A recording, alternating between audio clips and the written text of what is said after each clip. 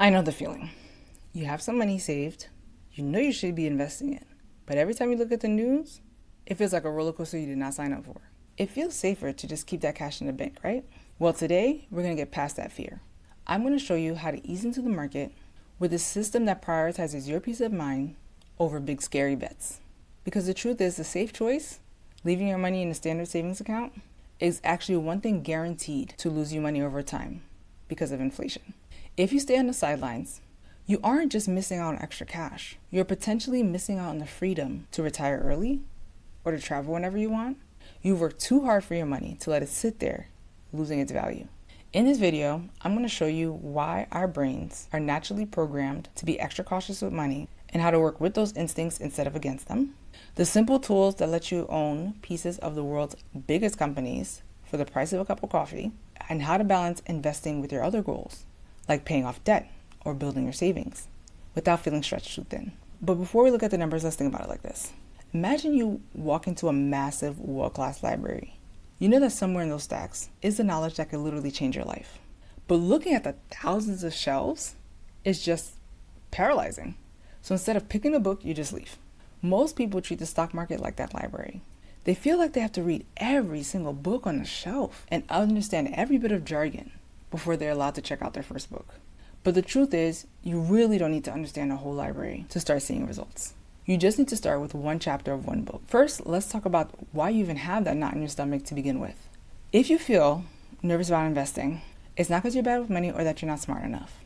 Your brain is doing exactly what it's meant to do, which is to protect you. There's a concept in psychology called loss aversion. Basically, our brains are wired to feel the pain of losing a dollar twice as much as we feel the joy of gaining a dollar. So when you think about the stock market dropping, your brain reacts the same way it would if you're being chased by a predator. It wants you to run back to the safety of your bank account. But here's a trick to getting past that instinct. Let's call it the anti-vision technique. Most financial advisors would tell you to imagine your dream retirement. They want you to think about the white sand beaches and zero stress. But for a lot of us, that feels way too far away to overcome the fear that we feel right now. So instead, I want you to get very clear on the life you don't want. Think about being 75 years old and having to work a high-stress job because you can't afford groceries otherwise. Think about having to ask your kids for money just to fix a leak in your roof. Think about wanting to visit your grandkids, but having to stay home because a plane ticket is just not in your budget. That's the anti-vision. When you realize that staying safe in your savings account actually leads you straight to the anti-vision, the stock market doesn't look so scary anymore. In fact, the market becomes a tool that saves you from that future. We're not trying to be brave here. We want to choose a path that leads to actual freedom. So now that we know that the fear is just a survival instinct, we have to give our logical brain some proof to hold on to. When you turn on the news, they show you the roller coaster. They show you the big drops, the red numbers, and the market crash. And if you're looking at a single day or even a single year, it does look like a roller coaster. Might even turn your stomach. But if you zoom out, really zoom out, and look at the last 100 years, the stock market doesn't look like much of a roller coaster at all. It looks more like an escalator. Yes, there are bumps and little dips, but the entire machine is built to go in one direction. That's up. This is because the stock market is a collection of businesses. Apple, Amazon, Costco, Target. Thousands of people waking up every day to make those companies more profitable. As long as people keep buying things and companies keep innovating, that escalator keeps moving. And the best part, you don't need a finance degree to get on it. So let me tell you a story about a man named Ronald Reed. You probably never heard of him. I haven't until recently. But Ron was a gas station attendant and a janitor for most of his life. He lived in a small house, drove a used car, and wore a flannel shirt held together with safety pins. When he passed away in 2014, he left behind a fortune of $8 million. People were shocked. They thought he must have won the lottery or had some secret inheritance. But he didn't. He used a very boring and consistent approach. He bought shares into companies he understood, and he stayed steady for decades. He didn't try to time the market, he didn't listen to any of the scary headlines, and he didn't panic when things got bumpy. His story proves that wealth isn't about how much you earn or how brave you are. It's about how long you're willing to ride that escalator. So, if we're getting on the escalator, how do we do it without feeling like we're gambling? A lot of people think that investing means you have to pick winning stocks, like trying to guess which tech company is going to blow up next. But that's like trying to find one specific golden egg in a giant warehouse. It's stressful because if that egg breaks, then you're in big trouble. Instead, I want you to think about buying the whole basket. In the investing world, we call this index funds or ETFs, exchange traded funds.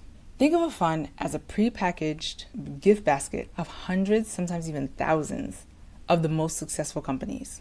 When you buy one share of that fund, you aren't just betting on one company. You're owning a tiny piece of all of them. The places where you shop, the companies that make your phone, and the businesses that power your home. The best part? You don't need thousands of dollars to start. Because of how technology works today, you can start with the price of a cup of coffee. You could put $5, $10, $50. You're essentially telling the market, I like $10 worth of that basket, please. This is exactly what Ronald Reed did to build his millions, and it's the exact same approach I use myself. By sticking to this boring, steady method of buying the whole basket rather than chasing hot stocks, I've been able to grow my investment accounts to over $500,000 today. You don't need to be a genius or have a secret tip. You just need to hop on that escalator and let those companies work for you while you go about your life. One of the biggest things that keeps people from starting is the fear of bad timing. You worry that you put your money in on Monday and the market will crash on Tuesday. To take that pressure off your shoulders, we use a strategy called dollar cost averaging. Now, it sounds pretty technical, but it's a pretty simple thing. It just means you're committed to investing a set amount of money at a set time every single month, no matter what. Whether the market is up, down, sideways, you're just keeping your steady rhythm. Think of it like this. When the market is up and the prices are high, your $50 buys a little less of that basket that we talked about. But when the market dips or crashes and the prices are low, your $50 is suddenly on a massive clearance sale. It buys so much of that basket. Over time, this averages out and it actually protects you from the risk of timing it wrong. The best way to do this is to do it automatically. But this is a really important detail. Don't just set up a transfer to your investment account. If the money just sits in your account, it's basically just a glorified savings account, but it's not actually growing. You want to set it up so the money goes straight to buy the fund or funds that you've decided on.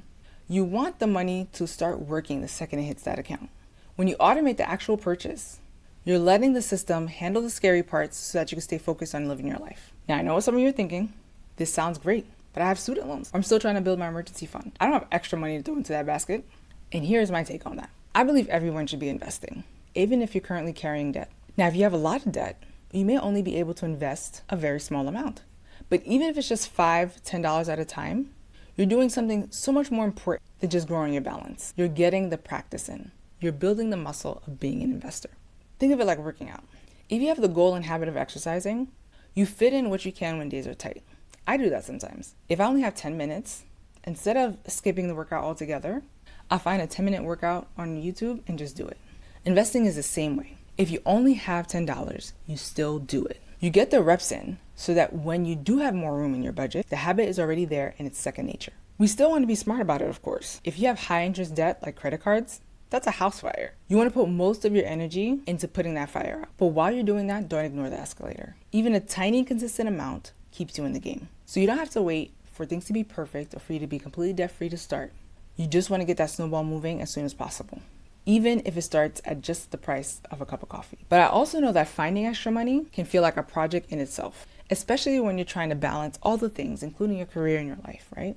You may be earning good money, but it feels like it's just disappearing before you can even think about the stock market. If that's where you're stuck, I've put together a resource to help you bridge that gap. It's my 3 Steps to Financial Freedom guide.